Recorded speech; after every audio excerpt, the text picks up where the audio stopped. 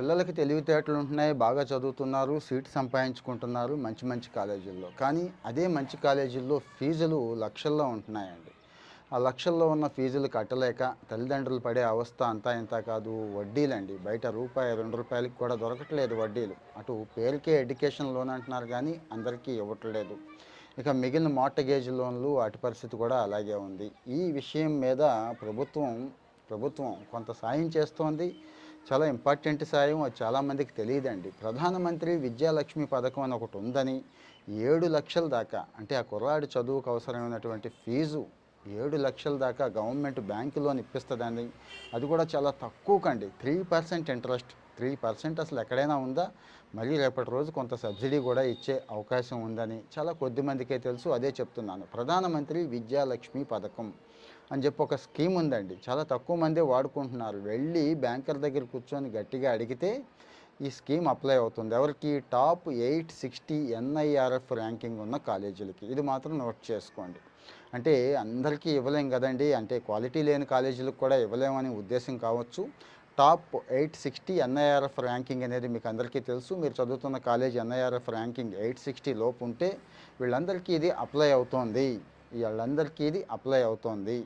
7,00,000 అయితే 7,00,000 లేదు ఫీజు మొత్తంలో 75% కవరేజ్ ఇస్తారు. ఏది ఎక్కువైతే అది తీసుకోవచ్చండి. ఏది ఎక్కువైతే ఆ అమౌంట్ తీసుకోవచ్చు. డైరెక్ట్గా వెళ్ళి కామన్ ఎడ్యుకేషన్ లోన్ అప్లికేషన్ అని ఉంటుంది బ్యాంకులో. దాన్ని ఫిల్ చేసి ఈ పథకాన్ని మీరు కోట్ చేసుకోగలిగితే వస్తుంది. పోర్టల్లోకి వెళ్ళినా కానీ వివరాలన్నీ వస్తాయి మీకు. అక్కడ కూడా అప్లై చేసుకునే అవకాశం ఉంది. ప్రధానమంత్రి విద్యాలక్ష్మి పథకం పొందండి. ఎవరంటే కేవలం ఇంజనీరింగ్ డిగ్రీలు, పీజీలు, అంటే ఎంఎస్లు చేసేవాళ్లే కాదు, మిగిలిన ప్రొఫెషనల్ కోర్సులకు కూడా ఉందండి. అంటే మిగిలిన డిప్లొమా దగ్గర నుంచి ఇలాంటి కోర్సులు కూడా చేసేవాళ్ళకి ఈ స్కీమ్ అప్లై అవుతోంది. ఈ స్కీమ్ పొందే అవకాశం ఉంది. కానీ చాలామందికి తెలియక పొందట్లేదని చెప్పి సమాచారం ఇస్తున్నాను. అర్హత ఎవరికి అంటే 8,00,000 లోపు ఆదాయం ఉన్న వాళ్ళకి. 8,00,000 లోపు ఆదాయం అంటే మీకు తెలియనిది ఏముంది. ఆల్మోస్ట్ అందరూ కూడా ఈ స్కీమ్లోకి వచ్చేస్తారు. అందరికీ సాయం చేయాలి అనే ఉద్దేశమే గవర్నమెంట్ది కాబట్టి ఈ ఈ లిమిట్ అనేది తీసుకోవడం జరిగింది. కాబట్టి 8,00,000 లోపు ఆదాయం ఉన్న వాళ్ళందరూ అర్హులే. ఇన్కమ్ సర్టిఫికేట్ ఎలాగో మీరు ప్రొడ్యూస్ చేస్తారు. అయితే ఇవి దఫాలుగా ఇస్తారండి. First year, second year, third year ఎప్పటికప్పుడు ఆ ఫీజుని పే చేస్తూ ఉంటారు. అంటే కాలేజ్ ఫీజు ఏదైతే ఉందో అది మనం మెన్షన్ చేస్తే ఆ ఫీజు డైరెక్ట్గా బ్యాంక్ నుంచి కాలేజీకి రెమిటెన్స్ వెళ్ళిపోతూ ఉంటుంది. అయితే ఇక్కడ ఒక కండిషన్ ఉంటుందండి. అటెండెన్స్ బాగుండాలి. ముందే చెప్తున్నారు. 70% కాస్త గ్రేడ్స్ తెచ్చుకోగలిగి ఉండాలి. అంటే స్కోరింగ్ అండి. కాస్త బాగా చదువుకోవాలి పిల్లలు. బాగా చదువుకున్న పిల్లల్నే ఇక్కడ ఎంకరేజ్ చేయాలి అనే ఉద్దేశంతో. ఇక ఆల్ ఇంజనీరింగ్స్ మీకు తెలుసు కదండి. అన్ని ఇంజనీరింగు, మెడిసిన్, డిప్లొమో, ఇంకా ఈ ఫ్యాషన్ టెక్నాలజీ దగ్గర నుంచి అగ్రికల్చరు, ఇంకా చాలా కోర్సులు ఉన్నాయి కదా. వీళ్ళందరూ కూడా దీంట్లోకి ఎలిజిబుల్ అండి. వీళ్ళందరికీ ఈ స్కీము అప్లై అవుతుంది. చాలామందికి తెలియక ఈ స్కీముని వాడుకోవట్లేదు. కానీ వాడుకోండి.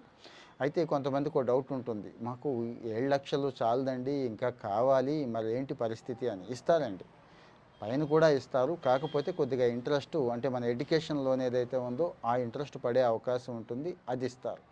అక్కడికి వచ్చేసరికి మళ్ళీ మీ సిబిల్ స్కోర్ దగ్గర నుంచి ఇవన్నీ కూడా మీ పర్సనల్ ఫైనాన్షియల్ ఎలా ఉంది, ఆ ఫైనాన్షియల్ రికార్డ్ చెక్ చేసుకుంటారు కదా బ్యాంకర్స్. వాళ్ళ బాధలు వాళ్ళకు ఉంటాయి. అవన్నీ కూడా చెక్ చేసి వాళ్ళకు కూడా ఇస్తారు. సో మరి ఈ ప్రధానమంత్రి విద్యాలక్ష్మి పథకాన్ని యూస్ చేసుకోండి. ఎవరు కూడా మిస్ అవ్వద్దు. ఎందుకంటే చాలా వరకు సమాచార లోపం వల్ల స్కీమ్స్ మిస్ అవుతున్నారండి. అటు గవర్నమెంట్ ఆఫ్ ఇండియావి చాలామంది, ముఖ్యంగా తెలుగు రాష్ట్రాల వాళ్ళు చాలా చాలా వెనకబడి ఉంటున్నారు ఉపయోగించుకోవడంలో. ఈవెన్ తమిళనాడు బాగుంటుంది. నార్త్ ఇండియా అయితే ఇక ప్రత్యేకంగా చెప్పక్కర్లేదు. వాళ్ళేమో దూసేస్తున్నారు. అన్నీ వాడేసుకుంటున్నారు.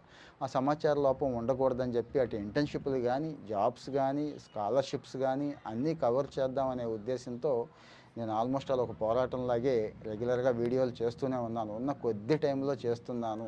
మరి దయచేసి ఈ విషయంలో కాస్త సహకరించండి. సహకరించడం అంటే ఏం కాదండి.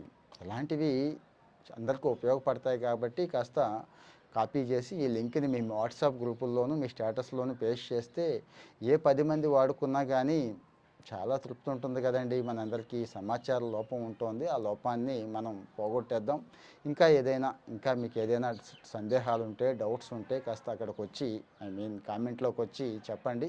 నేను అవి కూడా తీర్చడానికి, ఇంకా మిగిలిన సమాచారం ఏదైనా కావాలంటే అది కూడా ఇవ్వడానికి నా వంతు ప్రయత్నం నేను చేస్తాను. ముఖ్యంగా సమాచార లోపం ఉండకూడదు కాబట్టి దయచేసి ఇవన్నీ కూడా మన వాళ్ళందరికీ కూడా షేర్ చేయండి. మర్చిపోవద్దు. రెగ్యులర్‌గా సమాచారం ఇస్తూనే ఉంటాను. ఇంకా కంటెంట్ అనేది మీకు ఎవరికైతే ఏదైతే కావాలో ఒకసారి అది కూడా నేను చూస్తాను. అంటే మీ మెసేజ్‌లన్నీ కూడా నేను చూస్తున్నాను. దాన్ని బేస్ చేసుకొని కూడా వన్ బై వన్ ఇస్తూ ఉంటాను. మీరు అడిగింది వెంటనే ఇవ్వలేదు కదా అని చెప్పి ఎవరు బాధపడిపోవద్దు. కొంతమంది పాపం కోపం వస్తోంది. కోప్పడొద్దు. మెల్లమెల్లగా అన్నీ ఇస్తాను. అంటే నాకు ఖాళీ ఉండాలి. అక్కడ రిక్వైర్మెంట్ బేస్డ్ ఉండాలి కాబట్టి 2 బేస్ చేసుకొని ఇస్తాను. దయచేసి మీ వాళ్ళకి షేర్ చేయండి. మరో మంచి వీడియోతో మళ్ళీ కలుసుకుందాం. Thank you.